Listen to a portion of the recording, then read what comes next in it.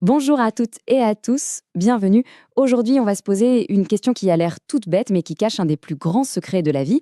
Pourquoi est-ce que des parents humains ont toujours des bébés humains? Et pourquoi un chaton ressemble toujours à un chat? Allez, on enfile notre blouse de détective et on mène l'enquête ensemble. Alors, voici notre plan d'attaque. D'abord, on va définir le mystère. Ensuite, on va plonger au cœur des cellules pour chercher des indices, un peu comme des experts de la police scientifique. Après, on assemblera les pièces du puzzle avec deux mécanismes incroyables. Et pour finir, une petite révision express pour s'assurer que tout est bien clair pour le contrôle. C'est bon pour vous? Allez, c'est parti. Bon, première étape de notre enquête. Qu'est-ce que c'est, au juste, une espèce? Ça a l'air simple comme question, mais vous allez voir, la réponse est un peu plus subtile qu'on ne le croit. On est d'accord, on n'a jamais vu un zèbre mettre au monde une girafe. Ça paraît évident. De génération en génération, les êtres vivants se ressemblent. C'est ce qu'on appelle la stabilité de l'espèce. Mais la vraie question, c'est comment c'est possible? Quel est le mécanisme derrière tout ça? Alors attention, l'enquête se corse un petit peu. Regardez bien ces deux zèbres. Des rayures, quatre pattes, une crinière. Franchement, ils se ressemblent comme deux gouttes d'eau, non? Et pourtant, je vous le dis, ce sont deux espèces différentes. À gauche, le zèbre des plaines et à droite, le zèbre de Grévy. Alors, qu'est-ce qui peut bien les différencier si ce n'est pas juste l'apparence?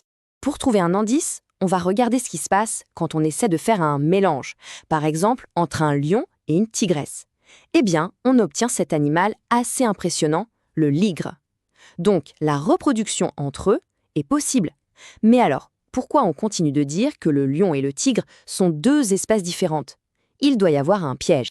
Et voilà, l'indice capital qui va nous permettre de résoudre une grosse partie de l'énigme. Le ligre, aussi majestueux soit-il, ne peut pas avoir de bébé à son tour. Il est stérile. C'est ça, la fameuse barrière qui définit la frontière invisible entre deux espèces. On peut donc maintenant donner une définition bien claire, bien scientifique. Une espèce, c'est un groupe d'individus qui peuvent non seulement se reproduire, mais dont les enfants pourront aussi se reproduire plus tard. Nos zèbres de Grévy peuvent avoir des petits zèbres fertiles entre eux, mais pas avec les zèbres des plaines. Le lion et le tigre, eux, peuvent avoir un ligre, mais comme ce dernier est stérile, eh bien, ils ne font pas partie de la même espèce. Mystère numéro 1, résolu. Ok, maintenant qu'on sait ce qu'est une espèce, il faut trouver ce qui, à l'intérieur même des individus, contient la recette de fabrication. Pour ça, on va devoir zoomer, mais alors vraiment beaucoup, jusqu'à l'échelle de leurs cellules. Au cœur de chaque cellule, il y a un noyau. Et dans ce noyau, on trouve tout le programme génétique qui est organisé en petits bâtonnets qu'on appelle les chromosomes.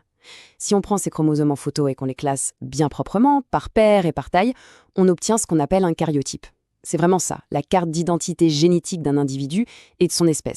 Regardons à quoi ça ressemble en vrai. Voici le karyotype d'un zèbre de Grévy mâle. On voit bien des chromosomes, ces fameux bâtonnets, qui sont rangés par paires, des plus grands aux plus petits. Si on compte, on arrive à 23 paires au total. Et regardez la toute dernière paire, la 23e. On a un chromosome noté X et un autre, plus petit, noté Y. C'est ça qui nous dit que cet individu est un mâle. Et ce tableau, il est super intéressant. Regardez. Chaque espèce a un nombre de paires de chromosomes qui lui est propre. 17 pour le zèbre de montagne, 22 pour celui des plaines, 32 pour le cheval et 23 pour l'être humain. Tiens, comme notre zèbre de Grévy. Ce nombre, c'est une vraie signature, un code barre unique pour chaque espèce. Bon, ça y est, on a tous nos indices en main. On sait ce qu'est une espèce et on sait que sa carte d'identité génétique, le karyotype, est stable. On est enfin prêt à résoudre le grand mystère de départ. C'est la question qui tue. Logiquement, si un parent zèbre a 23 paires de chromosomes et que l'autre en a 23 paires aussi, leur petit devrait se retrouver avec 46 paires, non? Le calcul est simple. Sauf qu'on sait que ce n'est pas le cas. Alors comment la nature fait-elle pour que le compte soit toujours bon? La nature a une solution absolument géniale pour ça. Ça s'appelle la méiose. C'est une division cellulaire très spéciale qui se fait en deux temps. D'abord, on sépare les paires de chromosomes. Puis, dans une deuxième division, on sépare encore les chromosomes en deux. Et le résultat, on part d'une cellule et on en obtient 4 à la fin. Et ces 4 cellules, qu'on appelle les gamètes, n'ont plus que la moitié des chromosomes de départ. C'est ça l'astuce, diviser pour mieux régner. Et ce schéma, il résume absolument tout. C'est vraiment celui qu'il faut avoir en tête. Regardez bien. À gauche, la méiose. Le papa et la maman fabriquent leurs gamètes, spermatozoïdes et ovules. Et dans ces gamètes, le nombre de chromosomes est divisé par 2. Ensuite, deuxième grande étape, à droite, la fécondation. Le spermatozoïde rencontre l'ovule, ils fusionnent, leurs chromosomes s'additionnent, et hop, la toute première cellule du bébé, la cellule œuf, se retrouve avec le bon nombre de chromosomes, le nombre complet de l'espèce. Le cycle méiose-fécondation, c'est ça la solution à notre mystère. Super, on a résolu le mystère de la reproduction. Mais ça nous amène à une autre question. Comment est-ce qu'on passe d'une seule et unique cellule œuf à un animal entier, fait de milliards de cellules qui sont toutes identiques? Regardez ça. La première cellule se divise en 2. Puis, ces 2 cellules se redivisent, ça en fait 4, puis 8, 16, 32. C'est une multiplication à une vitesse folle. C'est comme ça qu'on construit un embryon, puis un être vivant complet. Mais comment être sûr que chaque nouvelle cellule reçoit une copie parfaite et complète de la carte d'identité génétique? La réponse, c'est un autre type de division cellulaire, la mitose. La mitose, on peut l'imaginer comme la super photocopieuse du corps. Avant de se diviser, la cellule fait une copie de tous ses chromosomes. Ensuite, elle se coupe en 2 et distribue équitablement un jeu complet de chromosomes à chaque nouvelle cellule. Le résultat est parfait. 2 cellules filles qui sont des clones identiques à la cellule de départ. Alors pour que ce soit bien clair et pour ne surtout pas tout mélanger le jour du contrôle, ce tableau est capital. Un petit moyen pour s'en souvenir, méiose, ça commence comme moi, c'est pour faire un bébé avec quelqu'un d'autre, donc pour la reproduction. Mitose, ça rime un peu avec costaud, c'est pour grandir, devenir plus costaud. La méiose divise le nombre de chromosomes par 2, la mitose le conserve. 2 mécanismes, 2 buts complètement différents. Allez, on termine avec un petit tour d'horizon ultra rapide pour bien fixer les idées. C'est la dernière ligne droite pour être vraiment au top pour l'évaluation. Voilà les 5 mots-clés à maîtriser parfaitement. Espèce, karyotype, méiose, fécondation et mitose.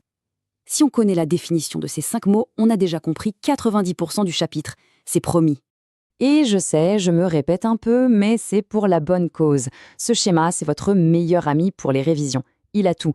La méiose qui divise, la fécondation qui réunit. Toute la logique du chapitre est résumée là-dedans. Attention, voici le top 3 des erreurs qu'on voit tout le temps dans les copies. Numéro 1, confondre méiose et mitose. Numéro 2, oublier que les gamètes, spermatozoïdes et ovules, sont des cellules spéciales. Elles n'ont que la moitié des chromosomes. Et numéro 3, se faire avoir par l'histoire du ligre. Se reproduire, c'est une chose, mais avoir une descendance fertile, c'est ça qui définit une espèce. Et on termine avec cette idée qui, je trouve, résume parfaitement notre enquête. La stabilité d'une espèce, ce n'est pas de la magie. C'est une solution incroyablement précise en 2 étapes. D'un côté, la méiose qui divise, de l'autre, la fécondation qui réunit. Un équilibre parfait. Et ça nous laisse avec une question pour la suite. Quelles autres solutions aussi géniales la nature a-t-elle bien pu inventer pour résoudre ces plus grands défis? Merci beaucoup pour votre attention et à très bientôt.